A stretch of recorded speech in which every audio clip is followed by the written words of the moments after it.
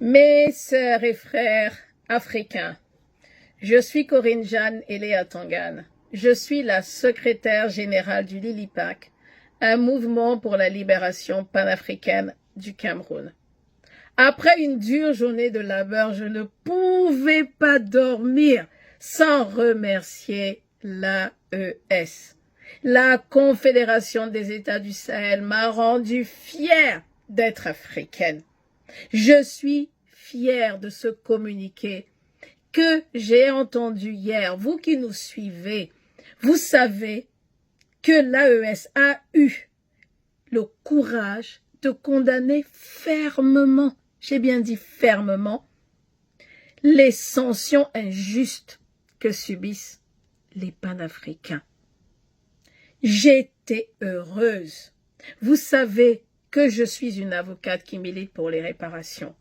Vous savez que je suis aussi une des avocates de l'Institut de l'Afrique des libertés. Ça a été un fardeau en moi. J'attendais enfin que nos panafricains soient reconnus officiellement, ouvertement par des États.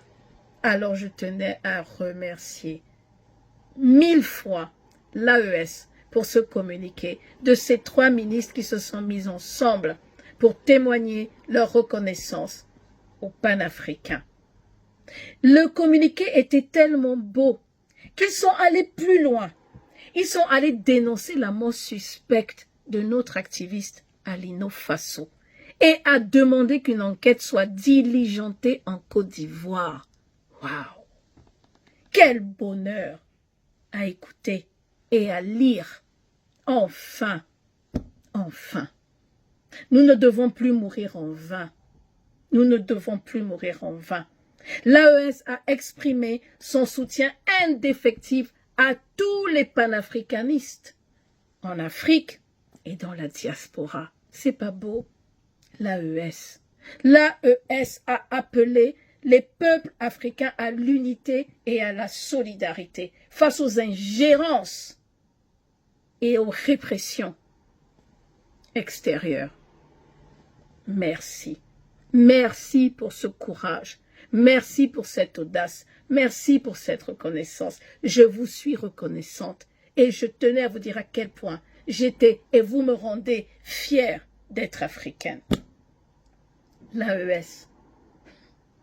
L'AES a affirmé que ce que les panafricanistes vivaient était à la fois des actes illégaux,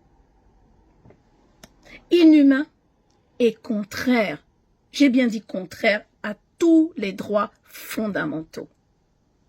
N'ont-ils pas raison? Pour quelles raisons on devrait s'en prendre à des individus qui n'ont que l'expression, la parole, pour dénoncer, pour éveiller, pour informer les Africains? Pourquoi? Qu'est-ce que j'étais contente d'écouter ce communiqué, c'était une libération. Une libération. Vraiment, je tiens à vous remercier car il y a une claire volonté de museler les Africains souverainistes. Vous savez, la guerre médiatique contre l'Afrique, elle n'a pas commencé maintenant, elle s'est amplifiée. L'école de guerre en France a décidé de mener une guerre contre les panafricains. Mais bien avant, j'ai un ouvrage ici, Un crime médiatique contre l'Afrique, de Christian Dalaye. Déjà avant, ils ont décidé de cacher notre histoire, de brouiller les pistes, de nous empêcher de savoir qui nous sommes, la grandeur africaine. Tout, ces dates, ça ne pouvait pas continuer. Alors votre communiqué a été un bonheur absolu. Je tiens et je tenais à vous remercier. Je voulais profiter pour partager ma petite expérience personnelle, mon témoignage personnel. Moi, en tant que militante panafricaniste, la création de l'AES a été pour moi un déclic dans mon éveil panafricain. Lorsque j'ai vu, en septembre 2023, que l'AES avait décidé de créer un accord de défense sécuritaire, j'ai couru. J'ai regardé mon agenda. La première date que j'avais disponible, j'ai booké, j'ai dit, il faut que j'y aille. Je suis allée 10 jours au Mali, au Burkina Faso, au Niger, en mars 2024, à la première opportunité que j'ai eue pour apporter mon soutien indéfectible à cette alliance des États du Sahel. J'étais tellement fière que j'ai trouvé génial d'être enfin avec des personnes qui avaient compris l'importance qu'il y a d'unir l'Afrique. Quand j'ai vu cette carte, je me suis dit, Dieu, sois loué. Tu as enfin permis aux Africains de comprendre que c'est à nous d'être le gardien de notre frère. Tu nous as unis. Je profite pour demander à tout le monde de se mobiliser pour que l'AES n'échoue pas. Si l'AES échoue, et je l'avais déjà dit, c'est toute l'Afrique qui va de nouveau se désagréger. On va faire 20 ans en arrière. Tout le combat des panafricains qui sont morts avant nous seront morts en vain. On ne peut pas laisser faire ceci au XXIe siècle. Si ça arrive, je vous explique, Boko Haram va se retrouver dans nos villages. Ce ne sera pas une histoire de frontières, ce sera dans nos villages au Cameroun. Mes frères et sœurs camerounais, je profite pour passer un message. Lorsqu'on dénonce les activistes, nous avons plein d'Alino Faso au Cameroun. Nous avons Ramon Kota. Nous avons des personnes qui disparaissent dans la nature. À l'heure où je vous parle, il y en a qui sont torturés au CED. Il y en a qui sont tués dans le silence complet. Le jour où la dictature des Biya va tomber, quand vous écouterez les témoignages que moi, en tant qu'avocate, j'écoute, vous allez pleurer. La douleur, la peine que les gens ont et que les gens gardent parce qu'ils ont peur, vous serez choqués. Dénonçons, mobilisons-nous, ne nous taisons pas. Ce communiqué est clair. Il faut dénoncer, il faut dire, il faut un langage de vérité. Mes frères et sœurs camerounais, notre hymne national, ce n'est pas seulement un hymne, c'est un chant de ralliement. C'est un chant de ralliement. C'est bien plus qu'une mélodie. C'est une promesse que nous avons faite à nos ancêtres. Nous devons nous mobiliser. L'heure est venue d'honorer nos ancêtres. Mes frères et sœurs camerounais, battons-nous pour rejeter toute forme de coup d'État néocolonial cette année au Cameroun. Veillons, veillons. Je voudrais vous dire qu'il n'y a pas d'autre choix que la mobilisation.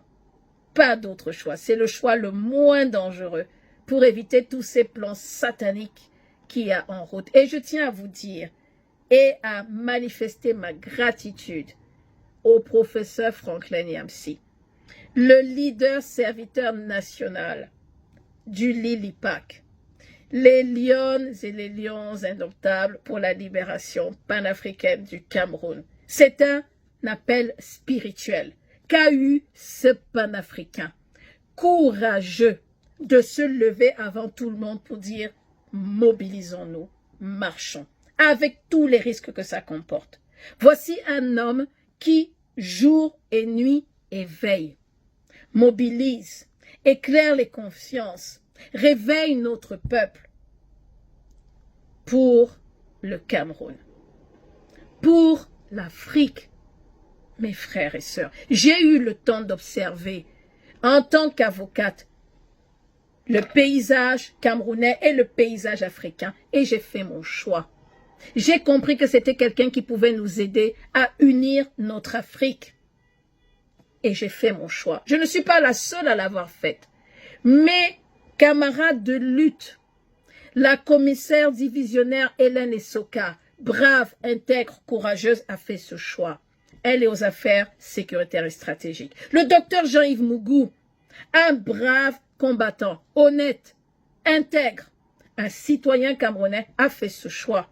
Il est aux affaires sociales et humanitaires. Et nous avons Adrienne Kala, qui a également fait ce choix. Jeune, elle se charge de la jeunesse.